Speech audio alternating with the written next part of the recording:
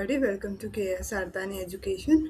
इस वीडियो में हम लोग class 12th economics Gujarat board की एक्सरसाइज और इम्पोर्टेंट पॉइंट्स को डिस्कस करेंगे। क्योंकि ये चैप्टर न्यू है तो आई थॉट कि कुछ लोगों को हो सकता है आंसर समझने में या ढूंढने में दिक्कत हो रही हो। ढूंढने में तो नहीं होगी, आजकल सब मिल जाता है ऑनलाइन। समझा दूंगी एक इजी मैनर में। अगर आपने पढ़ा है तो आपका रिवीजन हो जाएगा, और अगर नहीं पढ़ा है तो आई थिंक कुछ ना कुछ तो आप पढ़ ही लेंगे इस वीडियो में से। चलिए शुरुआत करें। सबसे पहले एमसीक्यूज आते हैं। कितने डिस्टेंस पे आपका जो एग्रो फॉरेस्ट मॉडल है जो किसने बनाया था, डॉक्टर सुभाष पालेकर जी ने बनाया था, उस मॉडल के हिसाब से कितने डिस्टेंस पे कोकोनट ट्रीज को प्लांट किया जाता है। तो वो डिस्टेंस था 32 फीट बाय 32 फीट। आपने देखा होगा आपके टेक्स्ट बुक में जो इमेज दी हुई है वो इस तरह से भी 32 फीट की है और इस तरह से भी, लेंथ वाइज और विड्थ वाइज दोनों उसका 32 ही है। अगर जब आप मिलेट्स प्लांट कर रहे हैं चैनल्स में तो मिलेट के साथ आप क्या प्लांट करेंगे, 4 ऑप्शन दिए हुए हैं। अच्छा, ये आपको आंसर्स कहाँ मिलेंगे आपको पता होगा, कुछ सिंबल्स दिए हुए थे, उस एक सिंबल में कौन सी चीज़ें आती हैं। तो मिलेट के साथ इन 4 ऑप्शन में एक ऑप्शन तो खुद ही मिलेट दिया हुआ है। मिलेट के साथ इन 4 ऑप्शन में से उसके हिसाब से देखें तो लॉन्ग बीन्स आते हैं। काऊ यूरिन कितना चाहिए ब्रह्मास्त्र बनाने के लिए, तो वो है 30 लीटर्स। ठीक है। किसने एग्रो फॉरेस्ट मॉडल बनाया, तो वो हैं आपके डॉक्टर सुभाष पालेकर जी। और किसको हम लोग फ्रूट पॉड और सीड की डेवलपमेंट के लिए एक टॉनिक मानते हैं। एक टॉनिक का मीनिंग मैंने कल वाले वीडियो में भी बताया कि जो आपके शरीर को ताकत दे, पोषण दे, वो टॉनिक उसको बोलते हैं। तो यहाँ पर आपके फ्रूट पॉड्स और सीड्स के लिए टॉनिक, उनको पोषण देने वाला कौन है, आपका सप्तधन्यांकुर आपका वो टॉनिक है। बात करें अगले क्वेश्चन की, तो वो है वन सेंटेंस वाले मैरीगोल्ड के 5 पार्ट्स कौन से हैं। तो रूट, स्टेम, लीव्स, फ्लावर्स और सीड्स, ये 5 उसके पार्ट्स हैं जो काम आते हैं एक दवाई बनाने में। जब आप दशपर्णी अर्क बनाने जाएं तो लीफ पेस्ट जब आप बनाएं तो कौन से लीव्स को अवॉइड करना चाहिए। तो वो कौन से लीव्स हैं जो आपको नहीं लेने हैं, तो वो हैं पॉइजनस और डिसीज लीव्स। जिन पत्तों पे काले काले दाग हो जाते हैं या जो एकदम सड़ गए हैं, बेकार से हो गए हैं, उन लीव्स को हमको नहीं लेना है पेस्ट बनाने के दौरान। नेचुरल कवर किस मॉडल के द्वारा मुमकिन है, तो वो है आपका agro forest model. Agro forest का मीनिंग क्या होता है। एग्रो फॉरेस्ट एक ऐसा सिस्टम है जिसमें ट्रीज और क्रॉप्स को एक साथ उगाया जाता है एक ही धरती पे। क्रॉप प्रोटेक्शन का मतलब क्या है कि हम क्रॉप्स यानी आपके पेड़ पौधे, उनको हम पेस्ट, इंसेक्ट और डिसीजेस से बचा रहे हैं। पेस्ट और इंसेक्ट का मतलब तो कीड़े मकोड़े हो गए, और डिसीजेस यानी बीमारी। और कैसे बचा रहे हैं, नेचुरल मेथड्स को अपना करके। 1 एकड़ के एरिया में कितने गुंठ होते हैं, तो वो होते हैं आपके 40। चलो आगे बढ़े। नेक्स्ट आता है ब्रीफ में आंसर देना है। अग्नि अस्त्र के क्या क्या यूजेस हैं। सबसे पहला है कि वो हार्मफुल इंसेक्ट से हमको बचाता है, दूर रखता है हमारे क्रॉप से।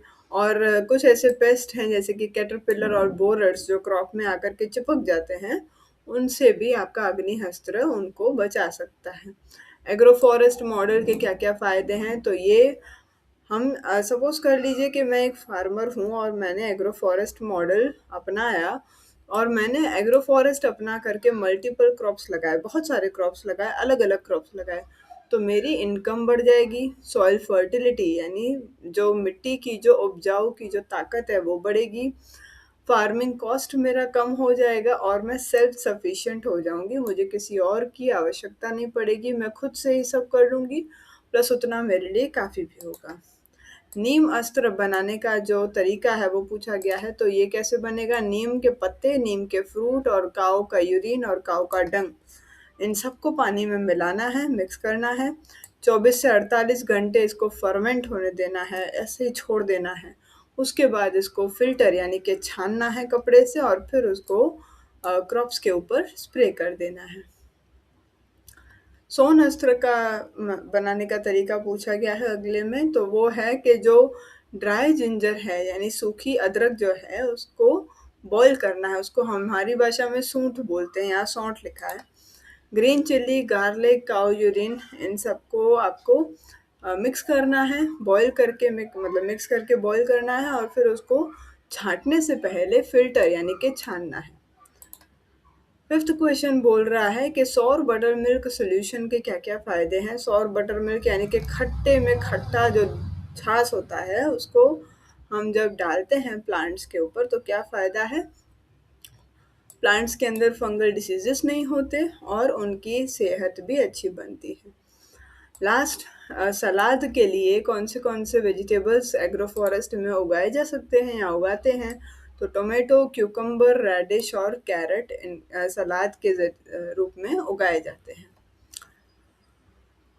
अप्रोप्रिएटली आंसर करना है, शॉर्ट नोट लिखना है नीम अस्त्र के ऊपर। नीम अस्त्र एक नेचुरल पेस्टिसाइड है जो कि नीम लीव्स, काऊ यूरिन और काऊ डंग को यूज़ करके बनाया जाता है। जो सकिंग पेस्ट्स होते हैं ये वो कीड़े मकोड़े होते हैं जो पत्ते के ऊपर बैठते हैं तो उसको तब तक नहीं छोड़ते जब तक उसको पूरा चूस ना ले। और एक और बात आप इसमें नोटिस करेंगे, वो जो कीड़े होते हैं वो खुद भी ग्रीन कलर के होते हैं, तो आप उनको ढूंढ भी नहीं सकते। बहुत ही सेम टू सेम एकदम होता है, बहुत ही रेयरली, मतलब रेयरली तो नहीं पर आपको उनको देखने के लिए काफ़ी ध्यान से देखना पड़ेगा। और क्रॉप्स को ये नेचुरली प्रोटेक्ट करता है। ब्रह्मास्त्र एक नेचुरल इंसेक्टिसाइड है, इस पे नोट लिखना है। क्यों? क्योंकि ये बहुत से कड़वे पत्ते मिलाए जाते हैं और काऊ का यूरिन मिलाया जाता है। ये भी कई सारे पेस्ट अटैक से हमारे पौधों को बचाता है। Natural agro forest model prosperity और सेल्फ सफिशिएंसी लेकर के आ रहा है। इसका मतलब क्या हुआ? क्योंकि हम लोग अभी हमने इसको पढ़ा है, क्योंकि हम लोग नेचुरल एग्रो फॉरेस्ट में एक से ज़्यादा क्रॉप्स को उगाते हैं तो हमारा जो कॉस्ट है वो कम पड़ जाता है, सॉइल फर्टिलिटी अच्छा हो जाता है, फूड सिक्योरिटी भी हो जाती है। फूड सिक्योरिटी का मतलब क्या हुआ? अगर फार्मर एक क्रॉप से नहीं कमाएगा तो दूसरे से तो कमा ही लेगा, तो फूड सिक्योरिटी हुई ना। पैसे जब आएंगे तो खाना तो मिलेगा ही, ये सिक्योरिटी हो गई। साथ साथ में प्रॉस्पेरिटी और सेल्फ सफिशिएंसी भी आती है, यानी कि फार्मर अपने आप सब कुछ करने लगता है और उसका बिजनेस में वृद्धि भी आती है। क्रॉप प्रोटेक्शन क्या है और कौन से नेचुरल इंसेक्टिसाइड्स हैं जिनको हम यूज़ कर सकते हैं? क्रॉप प्रोटेक्शन का सिंपल मतलब है क्रॉप्स को इंसेक्ट्स और डिसीजेस से बचाना। नेचुरल जो इंसेक्टिसाइड्स हैं, जो नेचुरल तरीके हैं वो ये हैं: नीम अस्त्र, अग्नि अस्त्र, ब्रह्मास्त्र, दशपर्णी आग, सोनथ अस्त्र, सौर बटर मिल्क सोल्यूशन, ये सारे इसके तरीके हैं।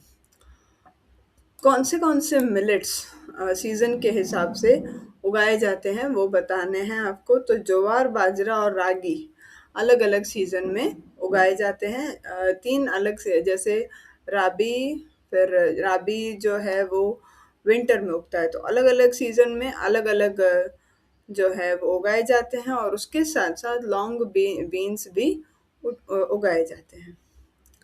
चलो आगे की बात करें। डिटेल वाले क्वेश्चंस आ गए। एग्रो फॉरेस्ट्री के एडवांटेजेस बताने हैं। एग्रो फॉरेस्ट्री का सबसे पहले तो मीनिंग ये हुआ कि एक ऐसा सिस्टम जिसमें ट्रीज और क्रॉप्स को एक साथ उगाया जाता है सेम धरती पे। उसके एडवांटेजेस ये हैं कि हमें एक से ज़्यादा सोर्सेज मिल जाते हैं इनकम के। हम एक क्रॉप से नहीं, कई सारे क्रॉप्स के ज़रिए कमा सकते हैं। सॉइल फर्टिलिटी खुद ब खुद बढ़ जाती है। आपको पता होगा एक बैक्टीरिया होता है जिसका नाम है रिजोबियम। ये क्लास 11th के लास्ट चैप्टर में ये दिया हुआ है। रिजोबियम मिट्टी के अंदर नाइट्रोजन को लेकर के आता है। बाकी के दूसरे प्लांट्स इस नाइट्रोजन को लेकर के चले जाते हैं। तो रिजोबियम आपको पता है किसमें मिलता है? जो लेंटिल्स होते हैं, दालें, फिर पल्सेस, उन सब में रिजोबियम पाया जाता है। तो कहने का तात्पर्य ये हुआ कि सब उगाएंगे जब ना, तो कुछ पौधे मिट्टी से लेंगे तो कुछ पौधे मिट्टी को देंगे भी। फिर बात आती है कि फार्मिंग कॉस्ट, जैसे कि केमिकल फर्टिलाइज़र लेने की ज़रूरत नहीं पड़ती क्योंकि आप नेचुरल फर्टिलाइज़र्स को यूज़ कर रहे हैं। नेचुरल कवर बन जाता है। नेचुरल कवर का मतलब यहाँ वो कवर है जो धरती को कवर करे, धरती को ढके और धरती को बचा के रखे कई सारी चीज़ों से। अच्छा, आप ध्यान से अगर देखेंगे, सपोज़ कर लीजिए एक ओपन लैंड में बहुत तेज़ बारिश हो रही है, तो बारिश सीधे आके कहाँ गिरेगी? मिट्टी पे, और मिट्टी बहती चली जाएगी। यहीं अगर मान लीजिए उस पूरी धरती पर पौधे उगे हुए हों और क्या बोलते हैं पेड़ उगे हुए हों, तो वो मिट्टी इतना ज़्यादा उसको नुकसान नहीं होगा, सॉइल इरोजन जो है वो बच जाएगा। मिट्टी की जो सॉरी जो पेड़ की जो जड़ें होती हैं, जो रूट्स होती हैं, वो मिट्टी को अपने आप में बांध के रखती हैं और यही एक एडवांटेज है कि मिट्टी उड़ नहीं जाती है, उसके साथ बंधी रहती है। फार्मर सेल्फ सफिशिएंट बनता है और उसके लिए फूड सिक्योरिटी का भी इंतज़ाम हो जाता है। कोई भी फार्मर को ऐसा नहीं सोचना पड़ेगा कि मेरा कल का खाना कहाँ से आएगा। होपफुली ऐसा सारे फार्मर्स के लिए हो जाए इंडिया में। और लास्ट है, ये एनवायरनमेंट को भी प्रोटेक्शन के मेजर्स बताइए। तो सबसे पहले क्रॉप प्रोटेक्शन का मतलब होता है कि हम क्रॉप्स को कीड़े मकोड़ों से, बीमारियों से बचा रहे हैं, वो भी नेचुरल मेथड्स को यूज़ करके। नेचुरल मेथड्स में हम कभी भी केमिकल पेस्टिसाइड्स का इस्तेमाल नहीं करते, बल्कि हम नेचुरल तरीकों से, फॉर एग्जांपल नीम अस्त्र, अग्नि अस्त्र, ब्रह्मास्त्र, दशपार्कनी आग, सोंथ अस्त्र, सौर बटरमिल्क सॉल्यूशन, ये सब का इस्तेमाल करते हैं। ये सारे नेचुरल इंसेक्टिसाइड्स जो हैं, ये नीम के पत्ते, गाय का मूत्र या गौ का जो गोबर होता है, कड़वे पत्ते जो होते हैं उनको यूज़ करके, दूसरे नेचुरल इंग्रेडिएंट्स को यूज़ करके बनाया जाता है।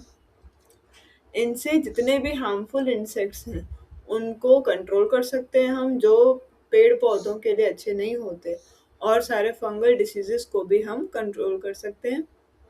हालांकि इसमें हमारी कुदरत को, हमारी प्रकृति को कोई भी नुकसान नहीं पहुंचता।